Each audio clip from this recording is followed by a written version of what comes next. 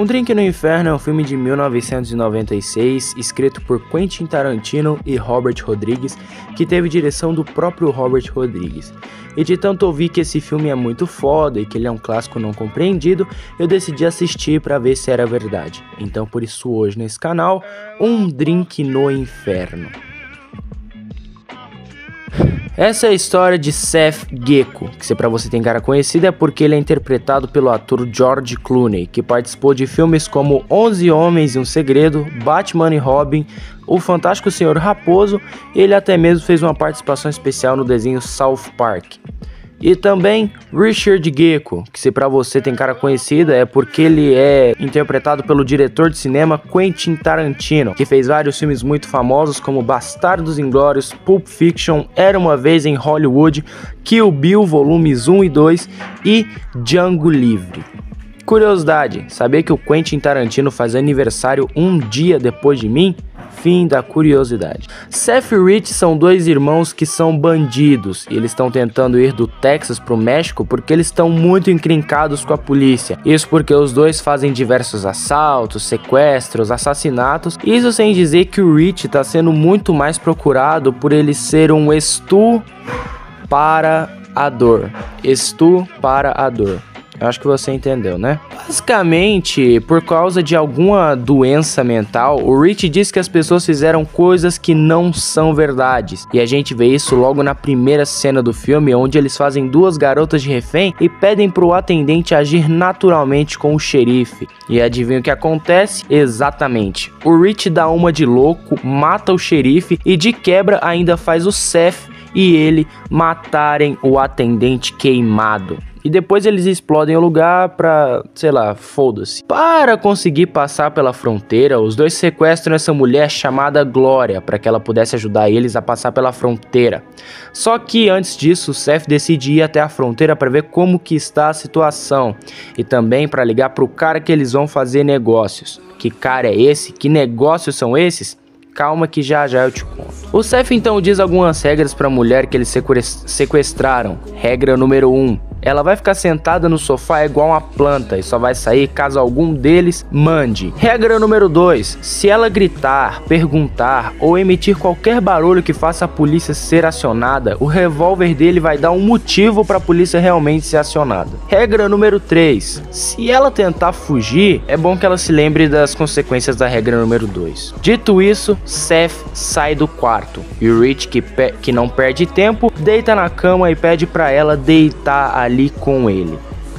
Em paralelo a isso, nós somos apresentados ao Jacob Fuller, Kate Fuller e Scott Fuller, uma família de cristãos que está indo até o México e decidem parar para comer nessa lanchonete aí. E é aí que a Kate começa a comentar com o pai dela sobre ele ser pastor. Porque basicamente há muito tempo atrás o Jacob era um pastor muito respeitado. Só que depois que a sua mulher morreu em um acidente de carro, ele deixou de ter amor e fé a Deus. Curiosidade, sabia que em uma entrevista o Tarantino disse que só acreditava em Deus porque ele diz ter ganhado os dons de Deus para dirigir um filme? E eu não duvido nada que esse papo do cara ter deixado de amar a Deus não tenha sido escrito pelo Tarantino. Seguindo em frente então, eles decidem parar em um hotel para descansar, só que então eles quase atropelam o Seth e o Seth segue andando, só que é claro ele fica de olho no motorhome do Jacob.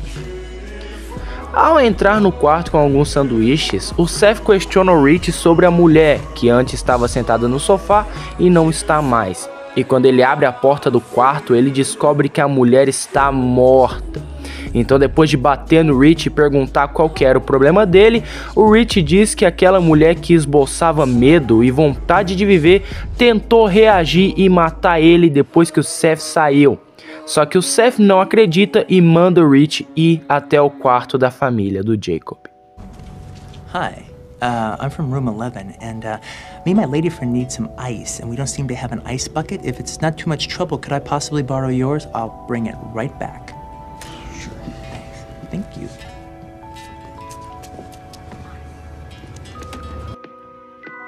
Então eles batem no Jacob e mandam ele ficar sentadinho, quietinho, do lado do filho dele.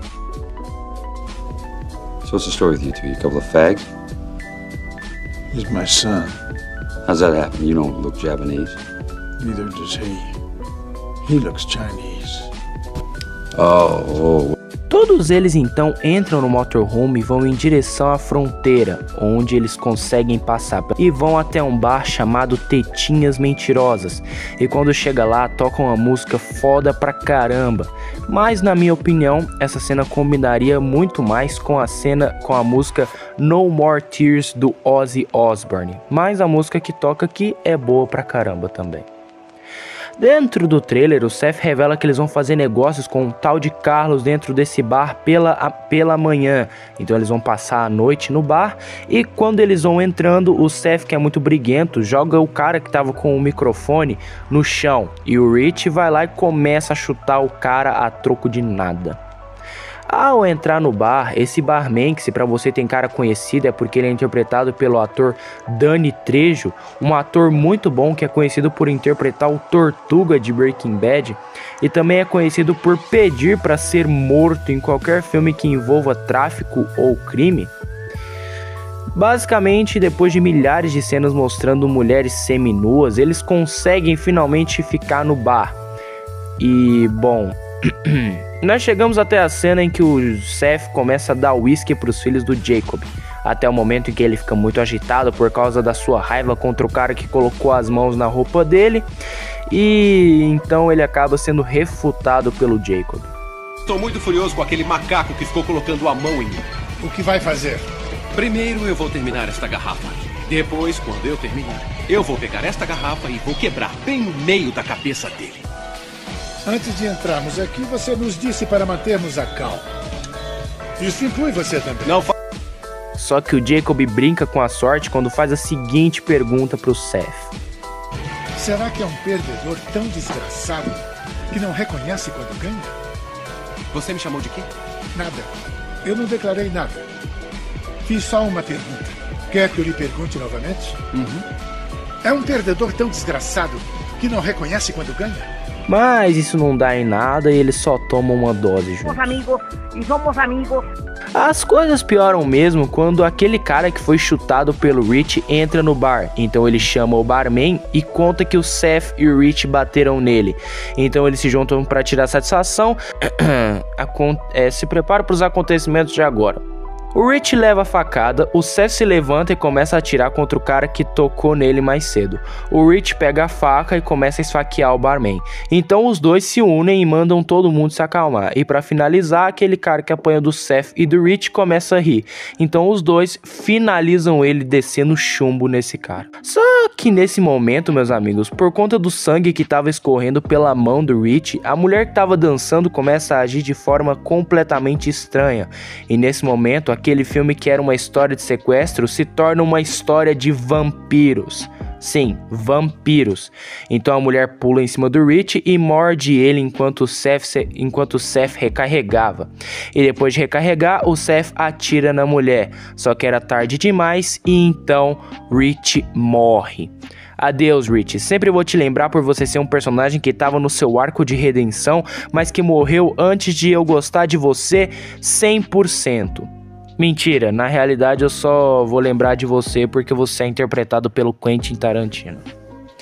Antes que nós pudéssemos ter um momento de despedida do Rich, todos aqueles que haviam sido mortos antes e todos os funcionários daquele estabelecimento viram vampiros e o caos toma conta do lugar. E quando parecia que a Kate iria virar comida de vampiro, ela prova o contrário enfiando um colar de cruz na boca do vampiro. E o vampiro então começa a derreter e morre. Por que ela enfiou o colar na boca do vampiro? Como ela sabia que o vampiro iria derreter por causa do colar? Essas são perguntas que nunca encontraremos a resposta. Entendido? Depois de ser jogado no chão, a mulher que matou o Rich pisa no peito do Seth e começa a dizer que vai transformar ele no cachorrinho dela, no servo dela. E então ele lança essa daqui.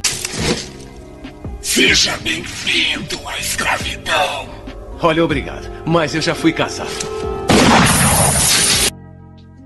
E então assim a mulher morre. Adeus, moça. Nunca te lembraremos porque você matou o Rich pelas costas em um momento que eu tava começando a gostar dele.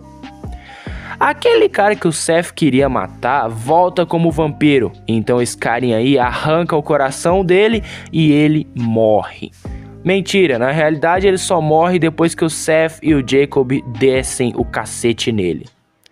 E é claro que eu tô zoando de novo. Ele só morre depois que esse barbudinho aí enfia esse lápis no coração dele. E dessa vez, de verdade, o bichão morre.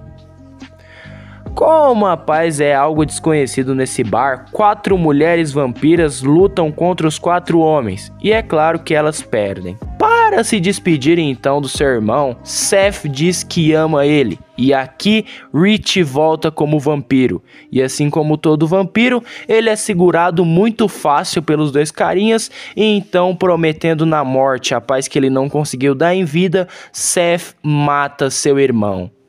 Adeus pela segunda vez, Rich. Sempre irei lembrar de você por ser interpretado pelo Tarantino. As coisas pioram quando uma caralhada de morcegos começa a rodear o bar. E a situação piora ainda mais quando em um momento de descuido, a Kate é quase mordida. Só que é claro, ela é salva porque o roteiro estava a favor dela. Então aqui nós conhecemos o Tom. Curiosidade, saber que realmente o nome do ator é Tom? Então esse personagem e ela começam a enfiar estacas nos vampiros. Isso até o momento em que o Tom desvia a sua atenção e é mordido. Só que ao invés de contar para todo mundo, ele só coloca a jaqueta e esconde. Depois disso então eles entram em um consenso de que tudo que está acontecendo foi um ataque de vampiros. Então eles começam um papo ateu que se torna um papo cristão e que depois serve de consolo para esse cara aí começar a contar de 1972 e que ele foi pro Vietnã. Ah, quer saber? Foda-se o resto desse filme todo, eu vou resumir a boa parte. O Tom vira vampiro, mata o carinha que tava falando do Vietnã, que morde o Jacob, entra em uma luta, perde. O carinha do Vietnã controla os morcegos pra matar geral, mas não contava com o Jacob, que começa a recitar um versículo e mata todos os vampiros ali, abrindo caminho até onde seus filhos estão, e aqui ele lança um discurso muito foda dizendo que ele já tá morto, os caralho. Então, achando algumas caixas que estavam ali naquele lugar que eles estavam, porque é claro, o roteiro tá a favor dos personagens, eles começam a procurar armas e sem sucesso começam a fabricar suas armas. Então o Jacob benze a arma que eles vão usar e finalmente partem para o confronto final.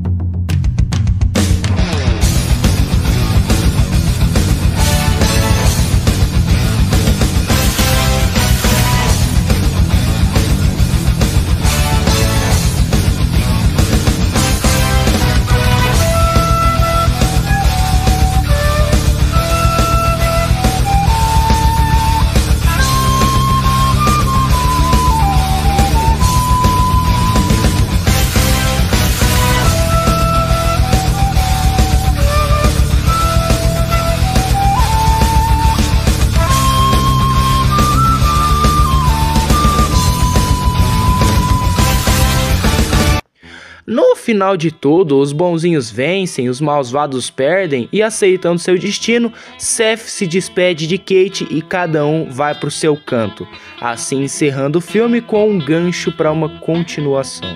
Hot air hangs like a dead man from a white oak tree. People sitting on porches thinking how things used to be. Dark night. It's a dark night. A minha conclusão é de que esse filme é fraco. Ele tem umas partes no roteiro que são bem escritas, porque esse filme aqui, ele é a cara de um filme que o Tarantino dirigia. Mas basicamente a direção ficou pelo Robert Rodrigues, que é um bom diretor e faz algumas cenas de ação que são muito bem feitas. Mas é claro que, para não falar tão bem desse filme, eu queria dizer que uma coisa que me incomoda muito é que essa trama de sequestro sai de uma trama interessante, de um sequestro, para uma trama sem pé nem cabeça sobre vampiro. E outra coisa que também me incomoda é o roteiro que tá a favor de certos personagens na maioria do tempo. Mas tirando isso e algumas coisas, eu gostei um pouquinho do filme. Esse filme teve um orçamento de 19 milhões de dólares e faturou 59,3 milhões e fez até um dinheirinho legal, mas nas críticas ele teve algumas notinhas positivas e até mesmo mistas. E esse filme fez tanto sucesso que rendeu 2 continuações e uma série com 3 temporadas. Só que por escolha minha, eu deixo as continuações e a série de fora de alcance de qualquer resumo que eu for fazer. E comigo, Um Drink no Inferno tem um 6. Até a próxima.